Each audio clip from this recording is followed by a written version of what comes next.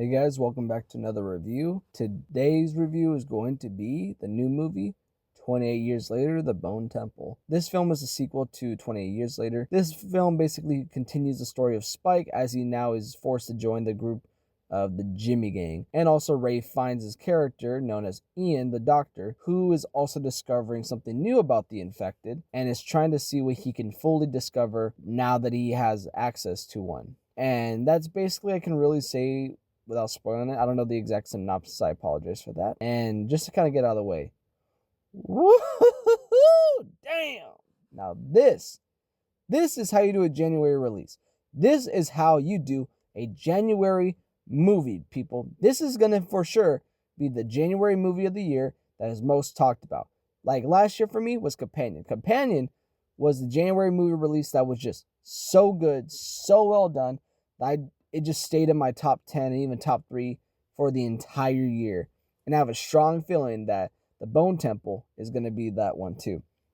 Now, right off the bat, the way that these films, the 20 years later films do their zombie stuff is very different from anything zombie related. So if you have like over the top action, gnarly gore, and zombies galore, get that out of your head. If you've seen the 28 years later, you know the style of film that was, know that that's what you're more or less supposed to expect in this one. This one's more character driven, more deep and personal, but it is not afraid to get a little more gnarly, and definitely the gore in here is some intense, great gore.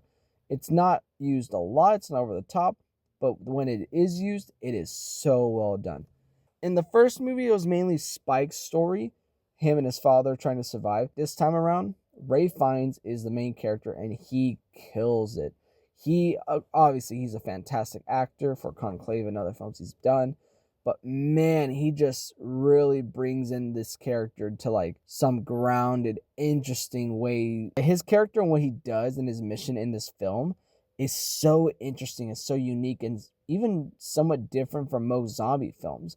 And how they go about it and showing, and even the character that they used to show it was some of the best. Like, I can't believe I would be saying that, one of my favorite characters is the big alpha. I don't remember they, said anything besides he's the alpha from the first one. It's been a minute. So I'm gonna avoid saying anything beyond that just in case of spoilers. But again, just such a fantastic story. Also surprisingly funny too.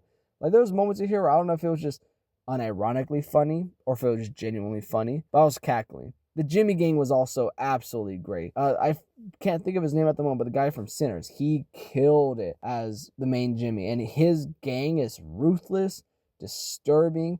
They didn't really go into the reason why they called Jimmy. I know there's a whole backstory behind that was told, after the first movie and was told in interviews and stuff like that. They don't really touch upon it here, which is fine.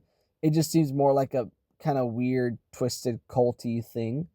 But it works. And even the side characters that are within that group are pretty interesting and clever and even have their own unique little tidbits about them that make them stand out from one another. And God, this movie does have some wild, bonkers moments. Specifically, the last 20 minutes of the movie, I won't say anything, was the coolest shit I've seen in a minute. Me and my buddies, we were bopping our heads, we were banging. It was crazy and I loved it. Also, the audience in this one, it was a small theater, so we had a small audience, but man, the people were getting into it. Like the ending of this movie got everyone into it. And I'll say this movie definitely made me appreciate 28 Years Later, the first one, a lot more. And also, I'm a fan of the series. I love 28 Days Later. It's great. I grew up mainly off 28 Weeks Later, which is more action driven.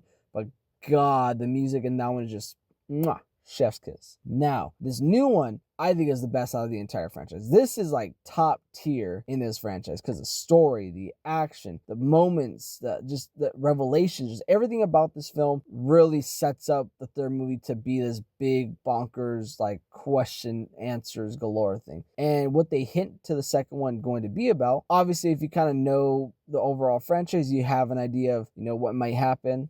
But I'll say this, it was great seeing it happen, and I'm very excited for the next one. This movie, I'm definitely going to give a really high praise. I'm probably going to give it, realistically, I'm going to give it a 9 out of 10, comfortably, because I feel like there might have been a moment or two that was just a little weirdly chopped with the editing. But again, the cinematography is so nice. The practical set pieces are really nice. The acting's phenomenal. It's really hard to dislike this movie. I want to give it a 10 out of 10, but I need to watch it one more time to really give it. This is definitely going to be one I will own, and I definitely think this is one that you guys should go out and watch in theaters and add to your collection. But God, I can't keep, I just want to gush about this movie all day long, but then this video would be, too long, and you guys probably wouldn't really give a shit about it. But yep, that was my review. I hope you guys enjoyed it, and I hope you guys go ahead and like and subscribe so that way you guys see more future reviews, and I hope you guys have a good time.